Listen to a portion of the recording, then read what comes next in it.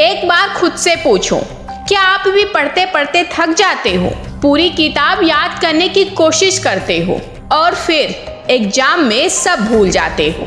अगर हाँ, तो आप अकेले नहीं हो। ये हर उस स्टूडेंट की सच्चाई है जो दिन रात पढ़ता है लेकिन फिर भी दिमाग साथ नहीं देता। इस वीडियो में मैं आपको 3 ऐसे तरीके बताने वाली हूँ जो मैंने खुद आजमाए हैं और जो एक बार आप अपनाओगे तो पढ़ाई से डरना बंद कर दोगे। वीडियो को बीच में मत छोड़ना क्योंकि तीसरा टिप सबसे ज्यादा गेम चेंजिंग होने वाला है। सबसे पहले समझते हैं कि हम पढ़ा हुआ क्यों भूल जाते हैं। दिमाग एक कंप्यूटर की तरह डेटा स्टोर नहीं करता। जैसे हमने कोई नया टॉपिक पढ़ा, अगर हम उसे रिपीट नहीं करते तो हमारा दिमाग धीरे धीरे उसे भूलने लगता है। इस प्रोसेस को वैज्ञानिक भाषा में कहते हैं फॉरगेटिंग कर्व। 1885 में एक साइंटिस्ट ने इस कॉन्सेप्ट को डिस्कवर किया था।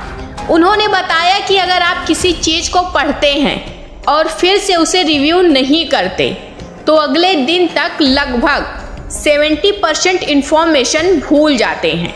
मतलब जो पढ़ा वो दिमाग से निकल जाता है अगर उसे दुरुस्त तरीके से रिफ्रेश ना किया जाए। तो पढ़ाई में सबसे जरूरी है स्मार्ट तरीके से दोहराना ताकि ये फॉरगेटिंग कम हो।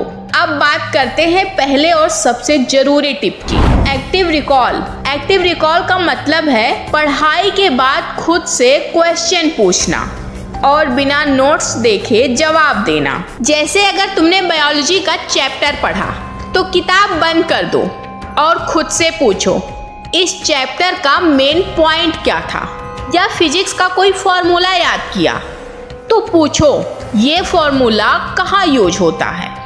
इस प्रोसेस में आपका ब्रेन उस इंफॉर्मेशन को दोबारा खोजता है जिससे मेमोरी ज्यादा मजबूत हो जाती है।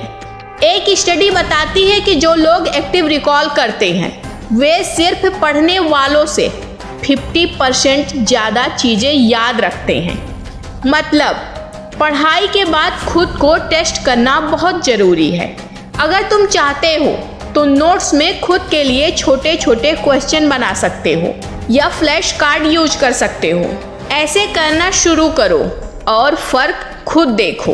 दूसरी टिप है स्पेस्ड रिपीटिशन, यानी पढ़ाई को सही टाइम गैप्स में दोहराना।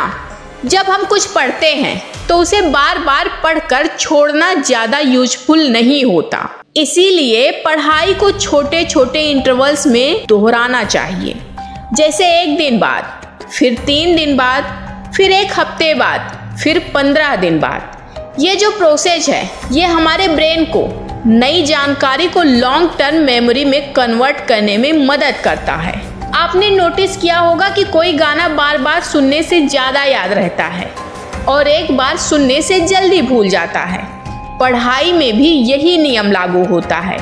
इसके लिए आप एंकी या क्विजलेट जैसे ऐप इस्तेमाल कर सकते हो जो खुद आपके लिए सही समय पर पढ़ाई दोहराने का रिमाइंडर देते हैं। अगर ऐप्स यूज नहीं करना चाहते तो एक सिंपल डायरी बनाओ और खुद अपना रिवीजन शेड्यूल बनाओ। स्पेस्ड रिपीटिशन के बिना पढ़ाई की मेहनत ज्यादा दिन तक याद नहीं रहती। तीसरी टिप है मेमोरी एंकरिंग, यानी जो भी पढ़ो उसे किसी स्ट्रॉन्ग इमेज, स्टोरी या इमोशन से जोड़ो।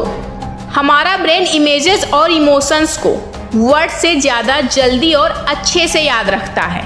जैसे न्यूटन की फेमस स्टोरी, जब सेब गिरा और ग्रेविटी समझ आई।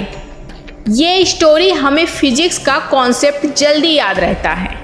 इतिहास की डेट्स को याद करने के लिए छोटी छोटी स्टोरीज बनाओ या माइंड मैप्स या कलरफुल डायग्राम बनाओ। जब आप पढ़ाई को अपनी फीलिंग या पिक्चर से कनेक्ट करते हो तो इंफॉर्मेशन ब्रेन में लॉन्ग लास्टिंग हो जाती है। तो नेक्स्ट टाइम पढ़ते हुए सोचो कि कैसे मैं इसे कोई कहानी, तस्वीर या मजेदार बात बना सकता हूँ। तो दोस्तों, आज हमने जाना active recall, spaced repetition, memory anchoring. अगर आप ये तीनों टिप्स अपनी स्टडी रूटीन में अपनाओगे तो आपकी याददाश्त बहुत स्ट्रांग होगी और एग्जाम में कॉन्फिडेंस भी बढ़ेगा।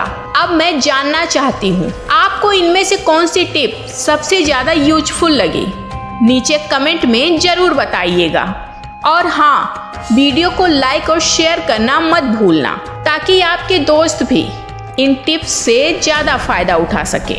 याद रखो, smart study is better than hard study. मैं मिलूंगी अगले वीडियो में। तब तक पढ़ाई करते रहो और स्मार्ट बनो।